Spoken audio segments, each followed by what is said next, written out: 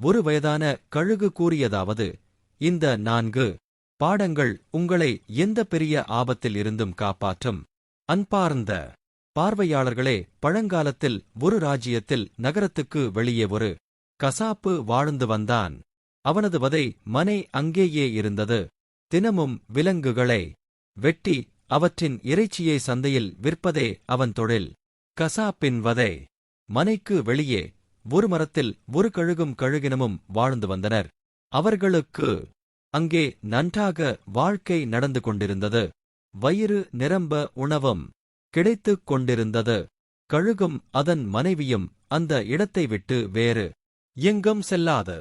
ஒரு நாள் கழுகினம் கூறுகிறது, என் தலைவனே, இன்று மிகவும் குளிராக உள்ளது. இரவை கடப்பது கடினமாக உள்ளது. ஏதேனும் ஞானம் அளிக்கும் கதை ஒன்றை சொல்லுங்கள். இதைக் கேட்ட கழுகு கூறுகிறது, அன்பே, இன்று நான் உனக்கு ஒரு ஞானமூட்டும் கதை சொல்கிறேன்.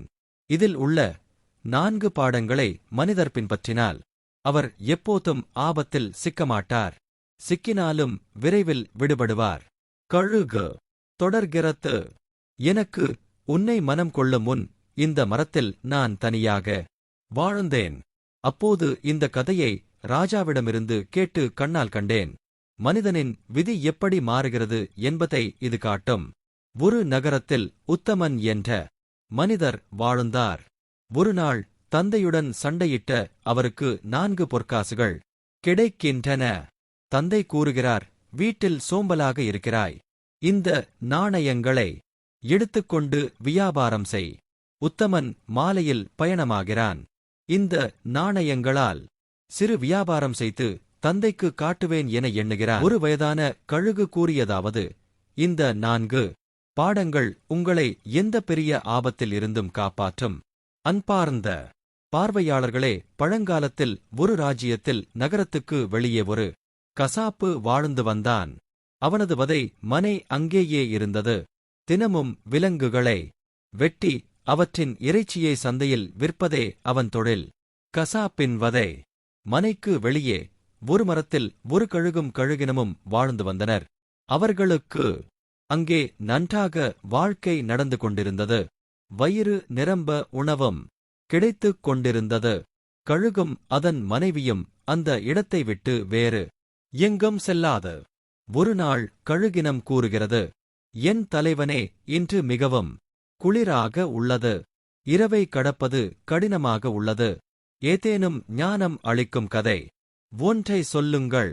இதைக் கேட்ட கழுகு கூறுகிறது, அன்பே, இன்று நான் உனக்கு ஒரு ஞானமூட்டும் கதை சொல்கிறேன். இதில் உள்ள 4 பாடங்களை மனிதர் பின்பற்றினால் அவர் எப்போதும் ஆபத்தில் சிக்கமாட்டார். சிக்கினாலும் விரைவில் விடுபடுவார். கழுகு தொடர்கிறது, எனக்கு உன்னை மனம் கொள்ளும் முன் இந்த மரத்தில் நான் தனியாக வாழ்ந்தேன். அப்போது இந்த கதையை ராஜாவிடமிருந்து கேட்டு கண்ணால் கண்டேன். மனிதனின் விதி எப்படி மாறுகிறது என்பதை இது காட்டும். ஒரு நகரத்தில் உத்தமன் என்ற மனிதர் வாழ்ந்தார். ஒரு நாள் தந்தையுடன் சண்டையிட்ட அவருக்கு 4 பொற்காசுகள் கிடைக்கின்றன. தந்தை கூறுகிறார், வீட்டில் சோம்பலாக இருக்கிறாய். இந்த நாணயங்களை எடுத்துக்கொண்டு வியாபாரம் செய். உத்தமன் மாலையில் பயணமாகிறான். இந்த நாணயங்களால் சிறு வியாபாரம் செய்து தந்தைக்கு காட்டுவேன் என எண்ணுகிறான். நேர்மையாக இரு. மீண்டும் உத்தமன் கேலி செய்கிறான். இதுவும் ஒரு கதையா? 3ஆம் நாணயத்துக்கு துறவி கூறுகிறார், ஒருவரின் இரகசியம் தெரிந்தால் அதை ஒருபோதும் வெளிப்படுத்தாதே. கடைசி நாணயத்தை தரும் உத்தமனுக்கு 4வது பாடம். வழியில் யாரேனும் அன்பாக அழைத்தால் அவருடன் 2 நிமிடம் கூடியிருப்பாயாக. அது எதிர்காலத்தில் உதவும். கடைசியாக துறவி இலவசமாக 5ஆம் பாடம் சொல்கிறார். கெட்ட பெண்களை நம்பாதே, அவர்களின் எண்ணங்களை யாரும் அறிய முடியாது. நண்பர்களே, இந்த 5 உபதேசங்களை கொடுத்து துறவி கூறுகிறார், மகனே, நம் சந்திப்பு இவ்வளவு காலமே அருகில் உள்ள எனது ஆசிரமத்திற்கு இப்போது செல்கிறேன். இவ்வாறு கூறி துறவி சென்று விடுகிறார். உத்தமன் தனியாக பயணத்தை தொடர்கிறான். ஆனால் அவன் மனதில் ஒரு சந்தேகம். 5 உபதேசங்களுக்கு 4 பொன் நாணயங்கள் ஏன் வாங்கினார்? துறவிக்கு பணத்தில் என்ன கவலை? ஊருக்கு திரும்பியபோது இதை கேட்க வேண்டும் என எண்ணுகிறான். பின்னர் முடிவு செய்கிறான், இப்படியாயினும் இந்த 5 பாடங்களும் மிகவும் மதிப்புமிக்கவை. இவற்றை என்றும் நினைவில் வைத்திருப்பேன். நண்பர்களே, உத்தமனிடம் இப்போது ஒரு காசு கூட இல்லை. இனி என்ன செய்வேன்? இப்படி வியாபாரம் தொடங்குவேன் என கவலைகளில் மூழ்கி இருக்கையில் ஒரு நகரை அடைகிறான். வேலை தேடி அழைகிறான். துறவியின் உபதேசம் நினைவுக்கு வருகிறது. வெளிநாட்டில் சோம்பி இருக்காதே, எந்த ஒரு சிறிய வேலையையும் ஏற்றுக்கொள். அப்போது அரச குதிரைப்படை பணியாளர் அனங்கபால் சந்திக்கிறான். அவன் தன் அன்னையை பார்க்க வீடு செல்ல வேண்டியதை விளக்குகிறான். சகோ, என்னிடத்தில் 1 மாதம் வேலை செய்ய முடியுமா? சம்பளம் உனதே. உத்தமன் சிந்திக்கிறான். 1 மாதம் வேலை செய்தால் பணமும் கிடைக்கும், நகரத்தையும் அறிந்து கொள்வேன். இவ்வாறு ஏற்கிறான். அனங்கபால் அவனை அரண்மனைக்கு அழைத்துச் செல்கிறான். நண்பர்களே, அரசர் சக்கரத்தர் மிகவும் நாணமுள்ளவர். அவரது மகள் சந்திரபிரபா அழகில் திகழ்கிறாள். அரசருக்கு குதிரை வளர்ப்பில் மிகுந்த ஆர்வம். ஆயிரக்கணக்கான குதிரைகளுக்கு ஒவ்வொரு பணியாளர்கள் 10 குதிரைகளை பராமரிக்கிறார்கள். அனங்கபால் உத்தமனை அரசரிடம் அழைத்துச் செல்கிறான். மகாராஜா, என் அன்னையை பார்க்கச் செல்கிறேன். இவர் என்னிடத்தில் வேலை செய்வார். அரசர் எச்சரிக்கிறார். குதிரைகளின் பராமரிப்பில் சிறிதும் கவனக்குறைவு ஏற்படக்கூடாது. இல்லையெனில் உனக்கே தண்டனை, அனங்கபால் கூறினார். சரி மகாராஜா, உங்களுக்கு புகார் செய்ய வாய்ப்பே கிடைக்காது. இந்த வேலையை நான் முழுமையாக புரிந்து கொண்டு செய்கிறேன்.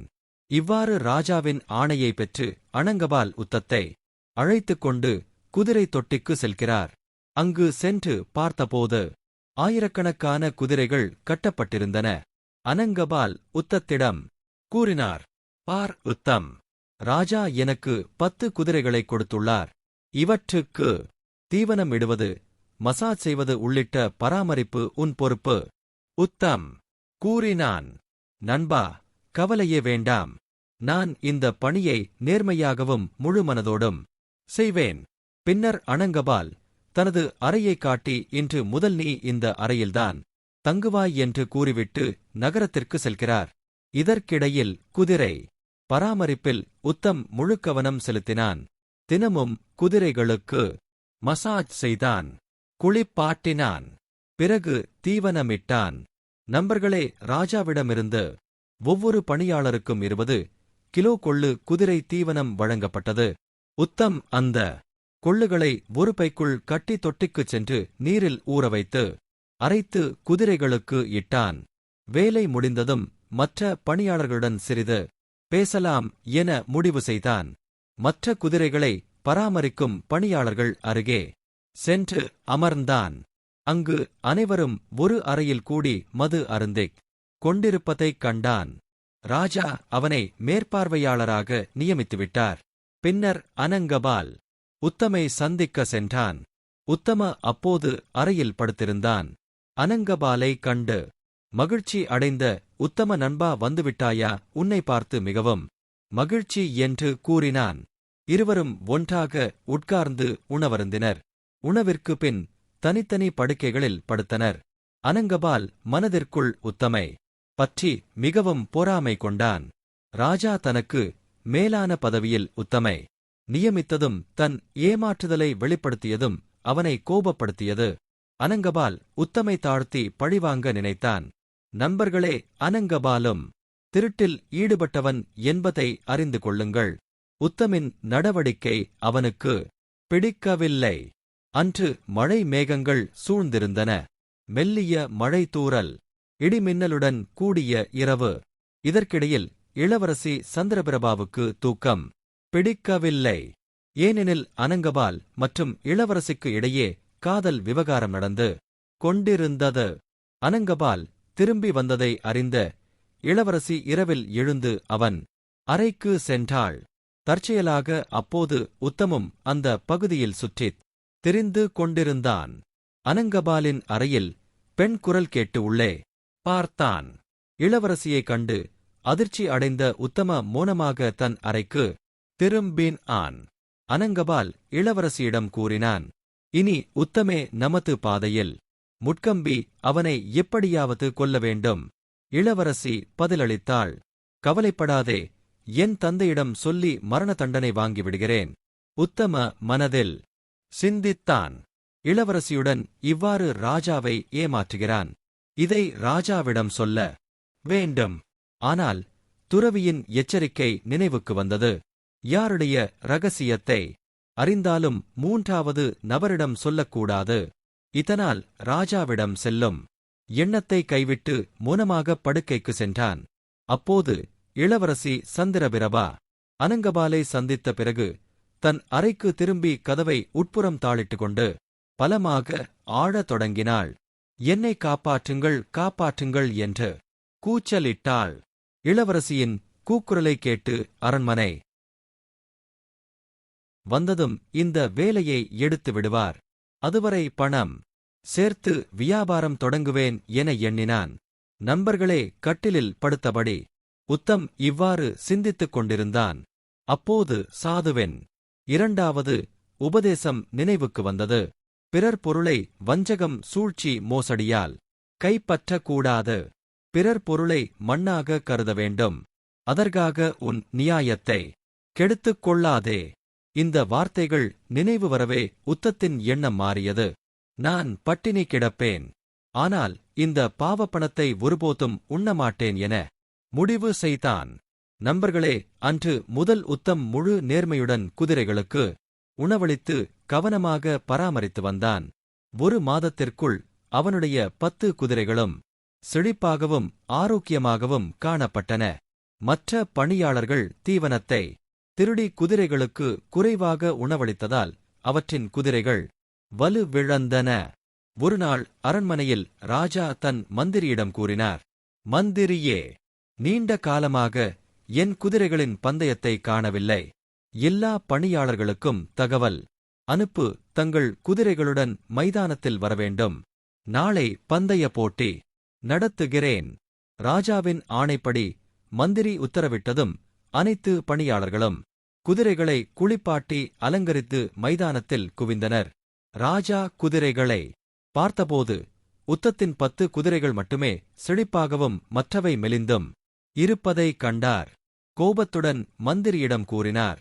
மந்திரியே, என் குதிரைகள் எல்லாம் ஆரோக்கியமாக இருந்தன. இப்போது 10 மட்டுமே நன்றாக உள்ளன. மற்றவை ஏன் இப்படி? உத்தத்தின் குதிரைகளை கவனித்த ராஜா மகிழ்ச்சி அடைந்தார். மறுநாள் உத்தத்தை அழைத்து வினவினார். அனங்கபால் நியமித்தவன் நீதானே உத்தம்? உறுதியுடன் பதிலளித்தான். ஆம் மகாராஜா. ராஜா வினவினார்.